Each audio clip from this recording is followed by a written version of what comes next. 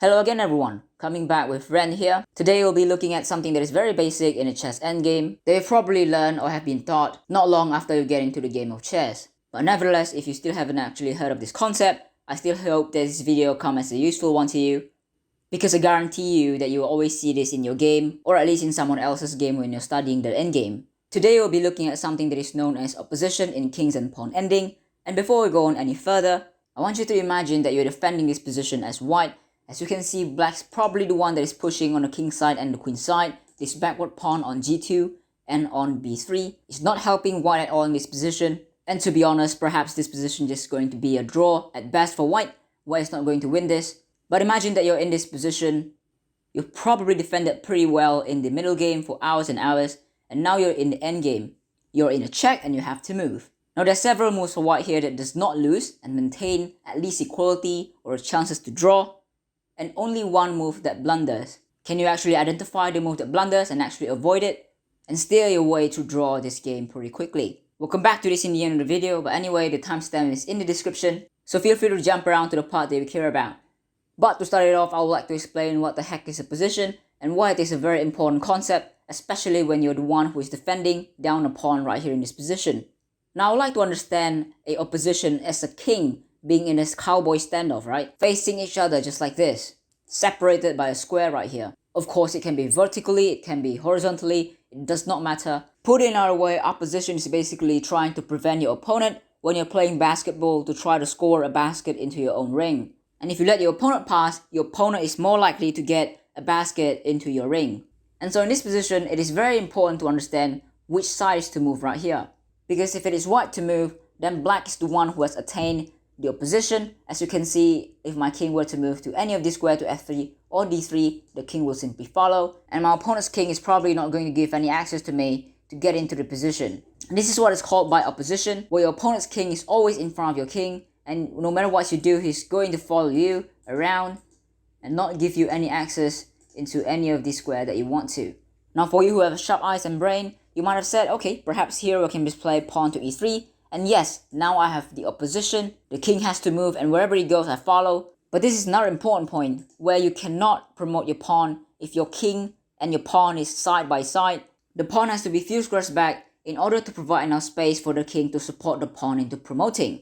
And so if you run to this position, it is probably draw anyway, no matter which side to move. As you can see, if black plays king e5, there's no way for me to get into this position.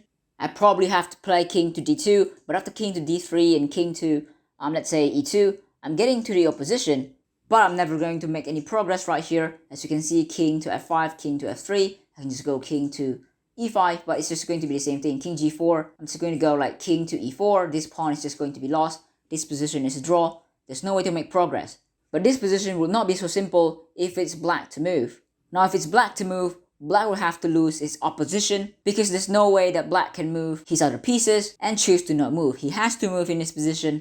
And so if you let's play something like king to, let's say, d5, then you can play king to d3. Now we are the one who is gaining opposition, and he has to be pushed back. He cannot advance in this position. And let's say he push back to d5, e6 right here. We can just follow with king to e4. But in this position, we don't have to follow. We actually move our king to f5. And yes, we're making progress. We can actually play king to f6 next move, play pawn to e4. And even if he plays king to e7, we can slowly march our pawn with e3. Where yes, after king to f7, he has the opposition, but we still can play pawn to e4, losing our tempo to black, forcing black to move. And after black moves somewhere to, let's say, g7, we can just go king to e6. And if he goes king to e7, we can go king to e5. Yes, we're preventing him again, we get the opposition, and he has to actually be pushed back. And by the way, it is not king to g6, because king to e6, he is gaining the opposition. Moreover, he's threatening to take this pawn here on e4, and this position will be a simple draw for him.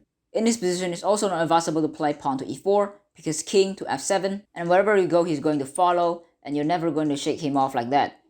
And hopefully by now I made the point very clear to you that if you're defending this position as black, for example, you want to get the opposition, so that your opponent's pawn doesn't queen or doesn't promote to other pieces. But if you're white and you're attacking this position, you also want to have the opposition to yourself, so that your opponent doesn't defend and you can promote your pawn to a queen or to other pieces that can actually checkmate him. And so the opposition is only favorable to you as you're playing it, not for your opponent, because of course you don't want your opponent to actually win or draw a position that he does not have any business of drawing. You want to garner as much point as possible in any situation that you can find yourself into. Now let's just put this opposition thing into perspective and say that you're black in this position trying to defend and trying to prevent your opponent from actually promoting his pawn into a queen. Do you think you can actually do that? Let's just say if one actually moves his king to d2. Of course b2 is possible, we'll have a look at it later. But what will you think is the move to this position? You might want to pause the video if you care and try to solve it on your own. I'll give you a couple of seconds.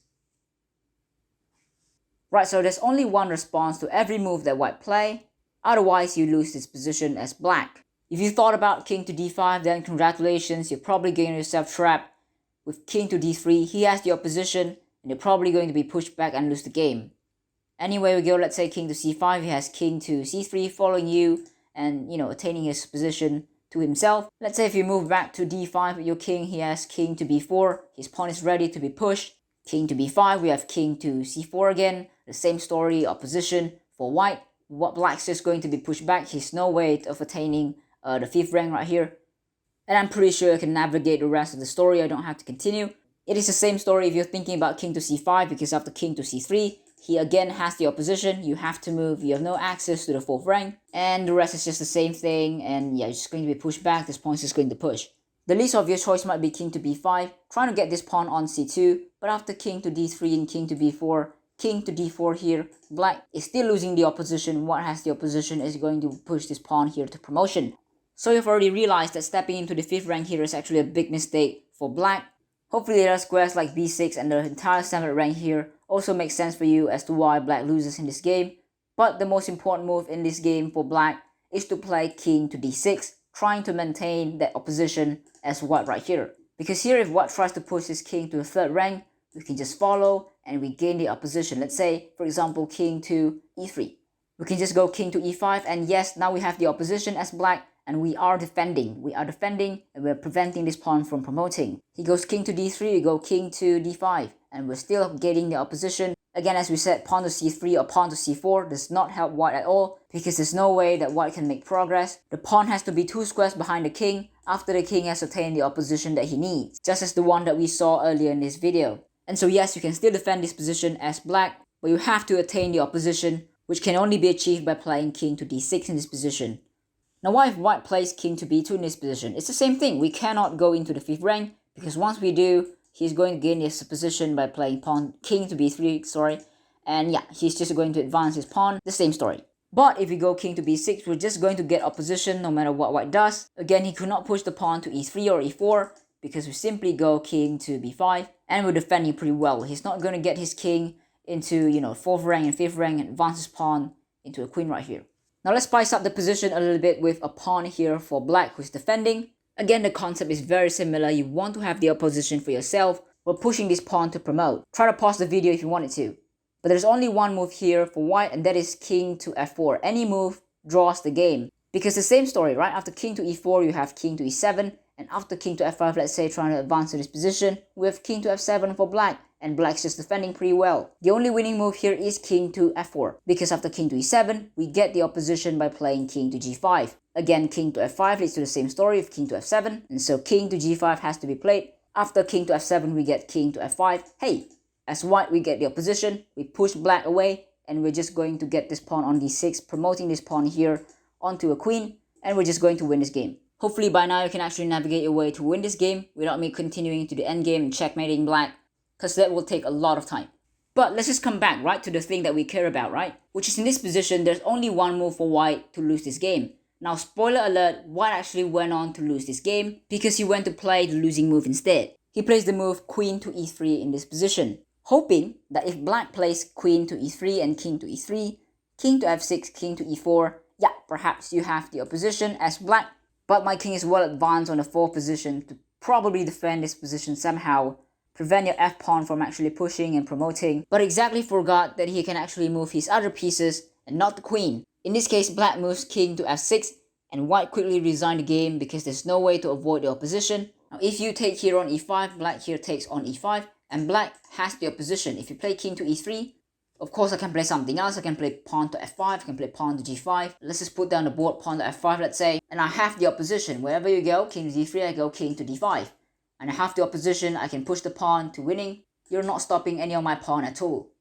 And if you thought king f2 is actually defending, we can actually exchange queen and play king to e5. Same story, we're just going to push the pawn, and you're not well advanced enough to actually stop any of my pawns. Now there's several moves to save the game. King to f1, king to d1, king to d3, king to f3, preserving the queen on the board so they can actually give a perpetual, for example, is perhaps one of the best choice for white right here, because it provides more flexible drawing chances right here as compared to queen to e3, where after king to f6, it is just clear that black's the one who is getting opposition and the one who is going to thrust towards white's territory right here. And the last example we're going to present is from the Croatia Grand Chess Tour, the recently concluded one between Maxim Vasiljev and Jan Krzysztof Duda. In this position, Duda probably played a very accurate defense with pawn to f4, trying to trade off as many pawns as possible so he can defend.